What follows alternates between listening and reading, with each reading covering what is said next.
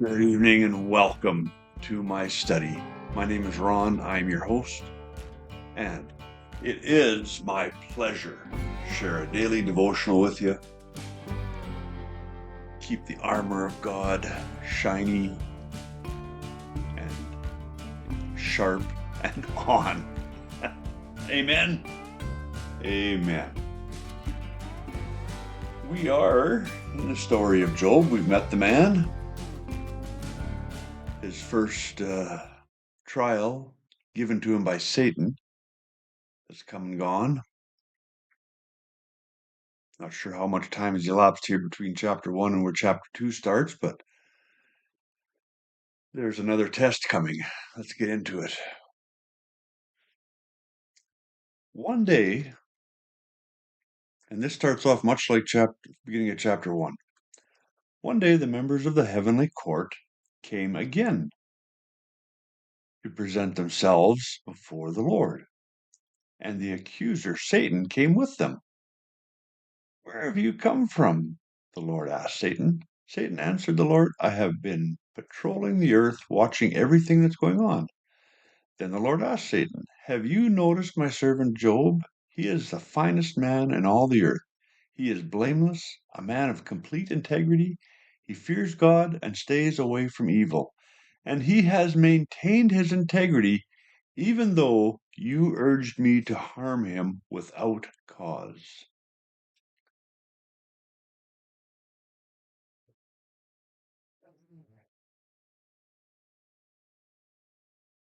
And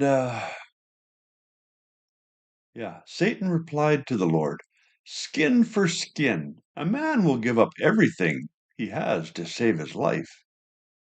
But reach out and take away his health, and he will surely curse you to your face.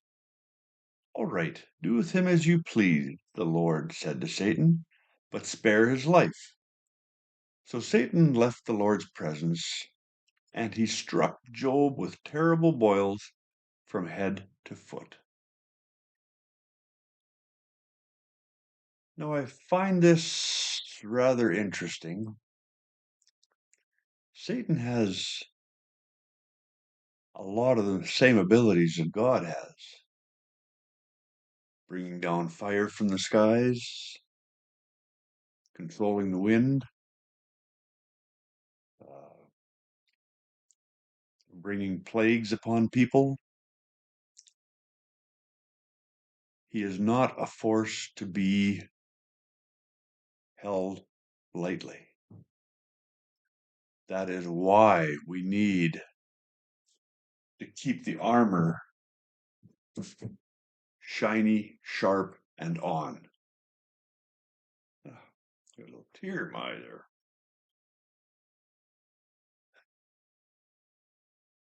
So, Job now has these boils all over his body from head to toe. Now let's see here. He's got three friends that come for a visit. And these are what I will call very good friends. When three of Job's friends heard of the tragedy he had suffered, they got together and traveled from their homes to comfort and console him. Their names were Eliphaz, the Temanite, Bildad, the Shuhite, and Zophar, the Namathite. When they saw Job from a distance, they scarcely recognized him. Wailing loudly, they tore their robes and threw dust in the air over their heads to show their grief.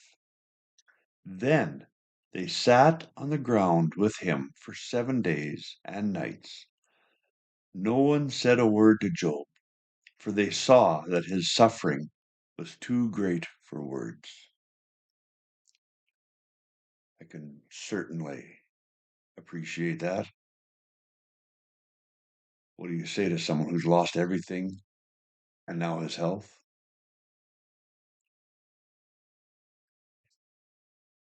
But they sat with him 7 days, 7 nights. That's very good friends.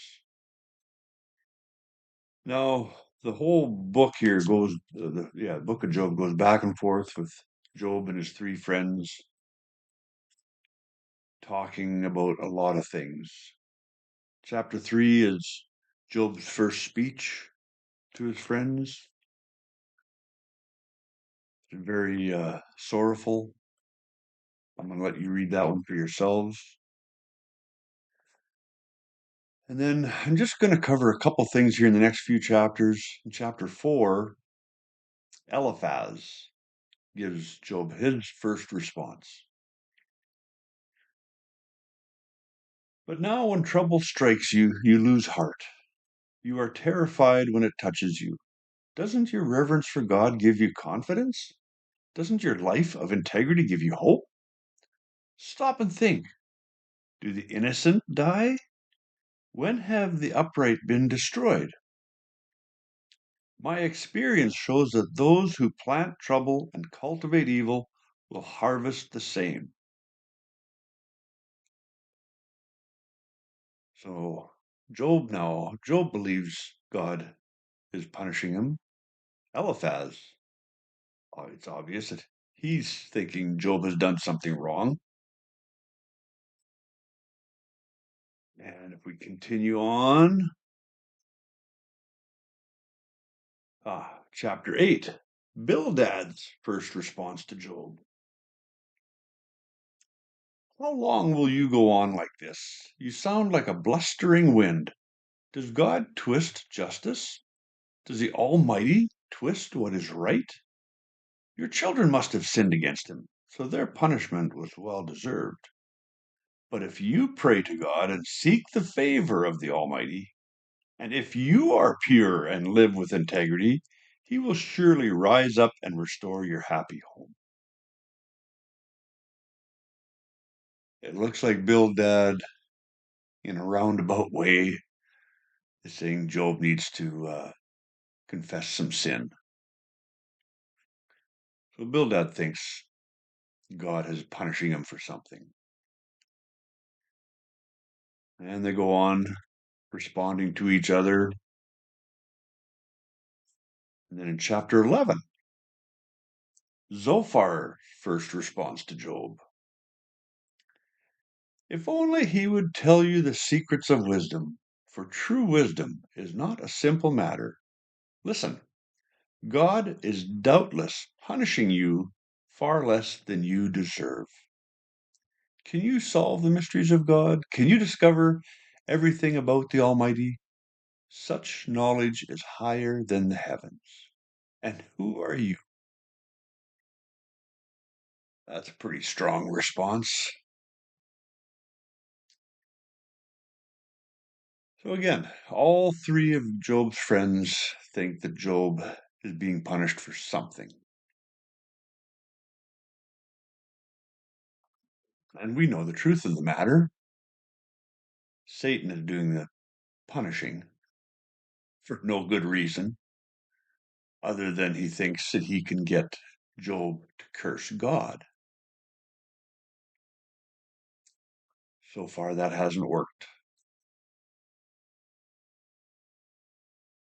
But again, what do we take away from this?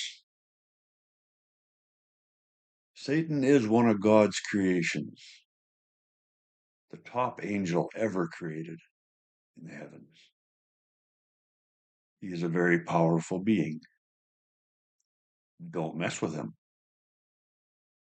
Keep that armor on, the helmet of salvation, the breastplate of righteousness, the shield of faith, the sword of the Spirit,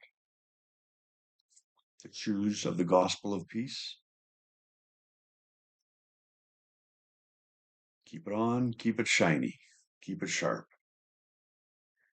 You all have a great evening. God willing, we'll see you tomorrow. And I did promise a new word. The word is malevolent.